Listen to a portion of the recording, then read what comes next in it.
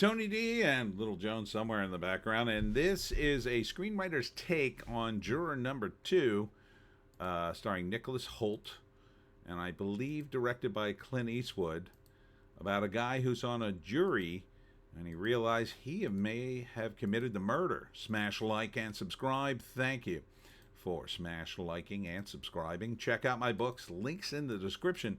Comedy horror in South Jersey. It's the Pineys. Books 1 through 16, available at Amazon.com. Don't forget, Kindle Unlimited is free. Yeah, I was a little surprised by this. You can see Nicholas Hoult, Tony Collette, J.K. Simmons, Chris Messina, Cedric Yarborough, also from Reno 9/11, Kiefer Sutherland. So it's got a great cast. It's mostly on Nicholas Hoult, though. He's the main character of the film, and it has shades of 12 Angry Men. And as always, I'm going to give you my non-spoiler review. So, I didn't like the ending. I hate movies that end this way. It harkens back to an earlier era of movies that would give you an ambiguous ending, but it's kind of not that ambiguous, but it sort of leaves it up to your own imagination, I guess. So I didn't think it was brilliant, but it is well made. It's a very entertaining premise. I just don't think the payoff really felt great. I didn't feel great about the payoff. It seemed like the movie went on a little too long and didn't give me the payoff I wanted. But that being said, it's very watchable until you get to that point. Then you're kind of like, what? At least that's the way it was for me. So I can't recommend this. I would put this probably towards the bottom of my Clint Eastwood movies. I'd rather watch the sequel to Every Which Way But Loose, quite frankly, because at least that's fun. But Clint's a brilliant filmmaker, and I hope this isn't his last film. I really hope it's not his last film. But again, amazing premise. But and you see it in the trailer, but the script doesn't live up to the premise, unfortunately. So let me get into the deets. So spoilers ahoy. So we'll get into that. All right. So first act, Nicholas Hoult has been chosen for jury duty. His wife is having a baby, and she's very nervous about it, and they both are, because they had a miscarriage. It's eventually revealed to be twins, and they lost both of them. So they're both very nervous about the pregnancy, and they're hoping Nicholas just gets out of jury duty. And then, of course, he can't or doesn't. That scene didn't. That was one of the weaker scenes too. Like, who can't get out of jury duty? Nicholas Holt's character, apparently. So he can't get out of jury duty. So he's put on a jury, and they have this case. And the case is this couple argues in a bar. They get into a big fight in the bar, and then in the parking lot, and it's raining. She storms off. He follows her, but then gets in his car and leaves. She is found dead the next morning. Well, as they're telling the story, Nicholas Hoult remembers being in the bar that particular night. And not only that, when he was driving home in the rain, very distraught over the loss of his twins, and nearly later it's revealed he's a recovering alcoholic and he almost took a drink. He hits something in the middle of the night. He's not sure what. He stops his car. He looks. He doesn't see anything. It's too dark. He just doesn't see anything. And it's likely, although it's never proven 100%, it's likely he hit the woman and killed her. But they're blaming it on her boyfriend, who is innocent. However, it's revealed in the movie, during the course of the movie, he is a former scumbag. He says he's no longer a drug dealer. He's got a gang tattoo and everything. However, it seems pretty much that he's innocent. And what the movie asks you to do at the end is think, is he innocent or is he not? Because it ends with this ambiguous ending where the prosecutor eventually gets on board with Nicholas Hoult, investigates the death further, and comes to the conclusion maybe somebody else hit her, because J.K. Simmons, as one of the jurors who was eventually kicked off the jury, figures out, oh yeah, it's probably a hit and run.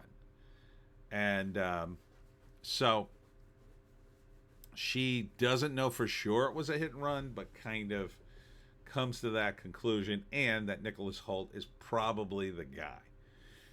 Again, she can't prove it 100%, so she doesn't, because she's running for office as DA, and then she wins the election, and if she comes forward with the information, her political career will be ruined. Nicholas Holt's life will be ruined, and then the guy who's probably a total scumbag gets out of jail and probably has a big lawsuit. So the movie's asking you, what's justice and whatever. And Nicholas Hoult, throughout the movie, is trying to sway the jury that the guy is innocent, and he fails to do that. He gets about half the jury to convince that he convinces about half of them that he's innocent, and but realizes that he's got people who will not change their vote. He consults with Kiefer Sutherland as his lawyer, saying that he's not sure if he hit this girl or not. He thinks he may have. He wants to tell the truth, but Kiefer basically tells him, if you come forward, you're going to jail. There's no way anybody's going to believe you. You're absolute toast. So, at the end of the movie, he basically goes along with the other 6 jurors and says, okay, he's guilty. And they send this guy to prison for the rest of his life, because it looks like he bashed her head in and threw her off a bridge.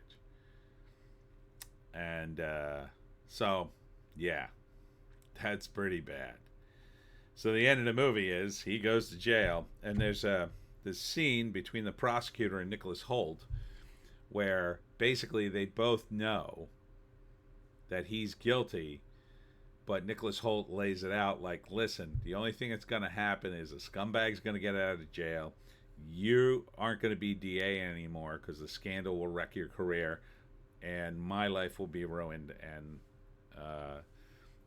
who do you want to protect? And so the movie asks you, like, and then the final scene is the prosecutor coming to his door, and then the question is, who do you side with, basically? Should the truth come out, or will it do too much damage? Is it better that this guy suffer in prison for the rest of his life? Even though he didn't do it, he still seems like a bad guy who did a bunch of things. So, personally, I don't like movies that end in that ambiguous way. But it's hard to deny the craft that goes into a movie like this. It looks good. All the characters feel real. But I kind of don't feel satisfied with the ending. Like, I get out of these movies and I go, I kind of wanted to know the answer. Like, I want that fan service. I don't want this ambiguous ending where I got to do the work. If I want moral ambiguity, I'll just go outside. There's moral ambiguity everywhere. In my movies, I don't want moral ambiguity. That's just me. However, if you like that, I think you might like this movie. I guess it's playing on Max. Is it playing on Max? Oh, shoot. I think I rented it and paid money. Yee. Probably could have watched it for free. But anyhow, it's not a poorly crafted movie. You like courtroom dramas, I think it might be a good fit for you. Um, it does have a fairly good screenplay, although there's a couple of things that I question. So, for instance, J.K. Simmons plays a guy who gets on the jury, but it turns out he's a retired cop. But he never said anything about that, and the lawyer never asked him. So that seems like a huge oversight on the part of the lawyer. And then J.K. goes and he investigates the crime scene, which is a big no-no, and Nicholas Hoult follows them. And then Nicholas Hoult, J.K. Simmons says, "Here, I narrowed down a list of cars we can check out who may have hit this woman. You check out half of them, I'll check out half." And he gives them like a big pile of papers with the cars in them, the listing of the cars. And then Nicholas Hoult purposely drops the papers and then is caught by the deputy, which catches J.K. Simmons, and then he gets knocked off the jury. But somehow Nicholas Hoult stays. That made no sense to me. I think Nicholas Hoult would have been kicked off that jury like that. He would have been lucky not to go to prison, quite frankly. But the judge apparently believes that he wasn't investigating anything, that he wasn't doing anything with J.K. Simmons, even though they were talking extensively. I don't know, man.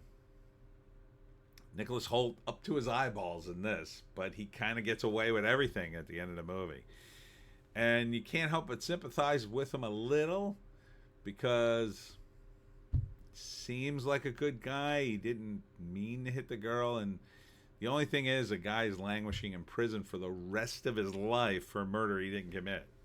That seems very, very wrong. And I thought at the end of the movie, Nicholas Hoult was going to stand up and say, "No, I did it," but he doesn't.